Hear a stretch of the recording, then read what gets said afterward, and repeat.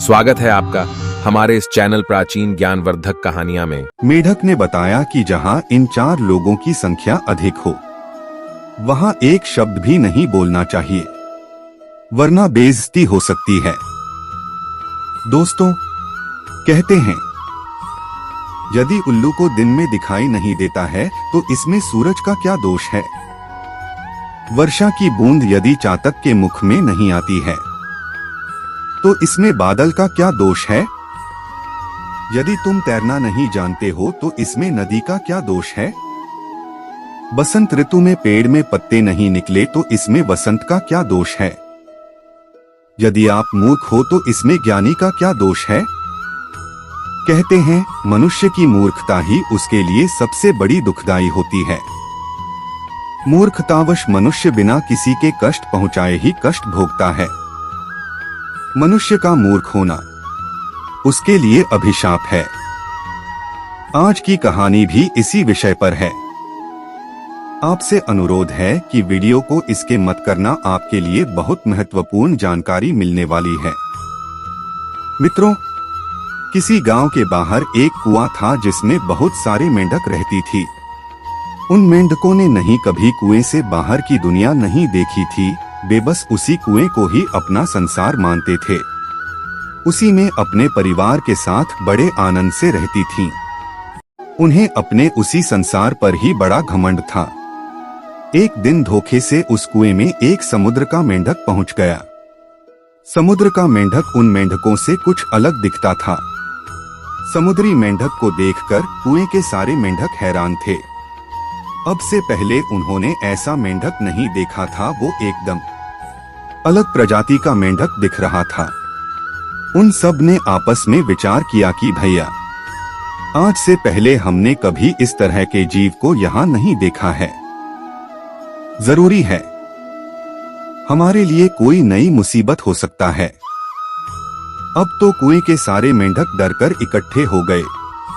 उनमें से एक मेंढकों का सरदार था। वे सब अपनी फरियाद लेकर अपने राजा के पास पहुंचे और उसे पूरी बात बताइए कि महाराज, हमारे नगर में एक अजीब तरह का प्राणी आ गया है जो देखने में कुछ हमारी तरह लगता है और रंग रूप में बिल्कुल अलग है। अब से पहले हमने उसे यहाँ कभी नहीं देखा है। मित्रों, मेंढकों की बात सुनकर मेंढकों का राजा घमंड में भरकर तुरंत उस समुद्री मेंढक के पास पहुंचा और पूछने लगा, क्यों भाई, तुम कौन हो? पहले तो कभी देखे नहीं, किस जगह से आए हो? मेंढक राज के पूछने पर समुद्री मेंढक कहने लगा, हे भाई, इतना हैरान होने की बात नहीं है। मैं भी तुम्हारा ही जाति भाई बंधु। फर्क इतना है कि तुम इस कुएं में रहते हो और मैं सागर में रहता हूँ, इसलिए तुमसे थोड़ा अलग दिख रहा हूँ। धोखे से मैं इस कुएं में यहाँ पहुँचा हूँ। क्या तुम मेरी इस कुएं से बाहर निकलने में मदद करोगे? यदि मैं इस कुएं से निकल जाऊंगा तो मैं अपनी दुनिया में चला जाऊंगा। यहाँ रहकर मेरा वैसे भी दम घुट रहा है। तुम इस छोटे से कुएं में कैसे रह लेते हो? हमारे साथ चलो और अथाह सागर के जल में स्वर्ग जैसी जिंदगी का आनंद लो। हमारी दुनिया बहुत बड़ी है जिसका कोई और छोर नहीं है। तुम कहाँ इस छोटे से कुएं में पड़े रहते हो? दोस्तों को समुद्री मेंढक की बात सुनकर कुएं के मेंढक को बहुत बुरा लगा। कुएं के मेंढक ने कहा, क्यों भाई मूर्ख बना रहे हो? कौन सी दुनिया की बात कर रहे हो? दुनिया तो सिर्फ यहीं तक सीमित है, इससे बाहर कोई दुनिया नहीं है। और तुम यहाँ से निकलकर जाने की बात कर रहे हो। यहाँ से निकलकर तुम कहाँ जाओगे? कुएं के मेंढक की बात सुनकर सागर का मेंढक दुविधा में पड़ गया कि अब मैं इन्हें कैसे समझाऊं। सागर का मेंढक बोला, मित्र, लगता है तुम इस कुएं से निकालकर कभी बाहर नहीं गए हो, इसलिए तुम्हें बाहर की दुनिया का कोई ज्ञान नहीं है। तुम्हें नहीं मालूम है, इस कुएं से बाहर एक बहुत ही खूबसूरत और बहुत विशाल संसार है जिसमें हजारों नदियां हैं, लाखों ताल तलैया है, कई विशालकाय समुद्र है जिनमें मेरी तरह प्राणी रहते हैं और स्वर्ग जैसी जिंदगी का अनुभव करते हैं। तुम तो इस छोटे से कुएं में पैदा हुए हो, इसी में खेल कूद कर बड़े हुए हो, बाहर कभी निकल कर गए नहीं, इसलिए तुम्हें यह कुआं ही सबसे बड़ा संसार लगता है। मेरे साथ चलो तो मैं तुम्हें कुएं से बाहर की दुनिया का दर्शन कराऊंगा। दोस्तों, कुएं के मेंढक को लग रहा था कि यह प्राणी हमसे मजाक कर रहा है। जरूरी है कोई बहरूपिया है जो हमें मूर्ख बनाकर लूटना चाहता है। कुएं के मेंढक ने कहा, अच्छा ये बताओ, तुम जिस सागर की बात कर रहे हो वो कितना बड़ा है? कुएं के मेंढक ने एक लंबी छलांग लगाई और कहा, क्या इतना बड़ा है तुम्हारा समुद्र? समुद्री मेंढक ने कहा, नहीं नहीं मित्र, इससे भी बहुत बड़ा है। कुएं के मेंढक ने एक और ऊंची जंप लगाई और पूछने लगा कि क्या इतना बड़ा है तुम्हारा सागर? सागर के मेंढक ने फिर कहा, नहीं भाई, ये तो कुछ नहीं है, इससे भी बहुत बड़ा है। अब तो उसने कुएं के एक कोने से दूसरे कोने तक छलांग लगाई। क्या तुम्हारा सागर इतना बड़ा है? सागर का मेंढक कहने लगा, क्यों भाई उछल कूद कर मूर्खता प्रकट कर रहे हो?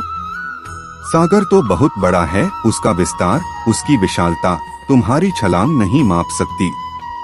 वो तो अनंत अनंत गुना बड़ा है। तुम जिस कुएं को अपना संसार मार रहे हो, तुम्हारे ऐसे संसार तो उसमें असम को बन जाएंगे। तुम्हारा ये संसार तो सागर के सामने सूर्य को दीपक दिखाने जैसा है। मित्रों, समुद्री मेंढक की बात सुनकर कुएं का मेंढक चढ़ गया। वो झुंझलाता हुआ बोला, क्यों भाई मूर्ख बना रहा है? मैंने तेरे जैसा झूठ बोलने वाला नहीं देखा है। एक पर एक झूठ बोले जा रहा है। चल आजा मेरी आंखों के सामने से और यह बाहरी दुनिया का ज्ञान किसी और को बताना। मैं तेरी मूर्खतापूर्ण बातों में नहीं आने वाला। जरूर तू हमें मारकर यहाँ का राजा बनना चाहता है, हम तुझे तेरी में सफल नहीं होने देंगे। इतना कहकर कुएं के सारे मेंढकों सागर के मेंढक को मारने के लिए दौड़ पड़े। सागर का मेंढक जैसे तैसे अपनी जान बचाकर कुएं से बाहर निकलकर आया और कुएं के ऊपर से झांककर बोला, अरे मूर्खों, मैं तुम्हें सच्चाई से अवगत कराना चाहता था, मगर किसी ने सच कहा है कि मूर्खों को समझाना अपना समय खोटा करने जैसा है। जिसने कभी खाना नहीं खाई वो भला मिठाई का स्वाद कैसे जान सकता है? जिस तरह दुष्ट स्त्री का भरण पोषण करने से, मूर्खों को ज्ञान देने से और रोगियों के साथ बैठने से विद्वान पंडित भी दुखी हो जाता है, उसी तरह मैं भी तुम्हें केवल उपदेश से नहीं समझा सकता। किसी ने सच कहा है कि जिस जगह अपना बहुमत ना हो, जहाँ स्वयं को सुनने समझने वाले लोग ना हो, जहाँ अत्यधिक मूर्ख हो, जहाँ मूल बुद्धि के लोग रहते हों, जहाँ बिना सोचे समझे बोलने वाले लोग हों, वहाँ ज्ञान नहीं बांटना चाहिए। बाहर तुम्हारे ज्ञान का कोई सम्मान नहीं होगा। मित्रों, इस संबंध में मैं आपको एक और छोटी सी कहानी सुनाता हूँ, जरा ध्यान से सुन लेना।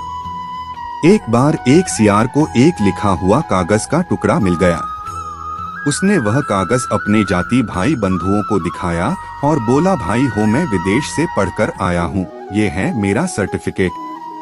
सियारों ने सोचा कि हमारा भाई जब इतना पढ़ लिख कर आया है तो क्यों ना उसे सियारों का सरपंच बना दिया जाए। हम लोगों को ज्ञान की बातें बताकर हमारा मार्गदर्शन करता रहेगा। सियारों ने उसे अपना सरपंच चुन लिया और वो लिखा हुआ कागज का टुकड़ा उसके गले में पट्टा बनाकर बांध दिया। अब तो जब भी कोई समस्या आती है, वे उसी सियार से अपना समाधान करा लेती। सरपंच सियार उस कागज को देखता और उनका फैसला करते था। अब तो पूरी सियार बिरादरी उसका खूब सम्मान करती थी।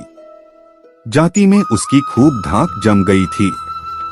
एक दिन कुछ सियार अपने सरपंच के साथ घूमने के लिए निकले। घूमते घूमते में गांव के नजदीक पहुंच गए। उधर गांव के कुत्तों ने सियारों को देख लिया तो भी समूह बनाकर भौंकते हुए सितारों पर टूट पड़े। सियार अपनी जान बचाकर वहां से भागने लगी। सहयोग से कुत्तों के बीच सरपंच जी फंस गए। सारे कुत्ते मिलकर सरपंच जी को नोचने लगे तो अन्य सियारों ने कहा, अरे सरपंच, इन्हें आप अपनी डिग्री क्यों नहीं दिखाते? इन्हें आप अपनी डिग्री दिखाओ, तभी यह समझेंगे कि आप कितने पढ़े लिखे हो, तब ये आपका सम्मान करेंगे और आपको छोड़ देंगे। सरपंच जी ने कुत्तों को वो लिखा हुआ कागज का टुकड़ा खूब दिखाया, पर कुत्ते नहीं माने। तब सरपंच ने कहा, भाई हूँ, ऐसा लगता है आज मूर्खों से पाला पड़ गया है। मेरे डिग्री दिखाने पर भी यह नहीं मार रहे हैं। दर्शक बंधु, और आखिरकार सरपंच जी कुत्तों ने मौत के घाट उतार दिए। इसीलिए कहते हैं, जहां अपना बहुमत ना हो, जहां मूर्खों की संख्या अधिक हो, जहां मूढ़ बुद्धि लोग हों, जहां बिना सोचे समझे बोलने वाले हो, समझदार व्यक्ति को बहुत चुप ही रहना चाहिए। वहां हमारे उपदेश का कोई लाभ नहीं होगा, उल्टा हम ही उन्हें शत्रु लगने लगेंगे।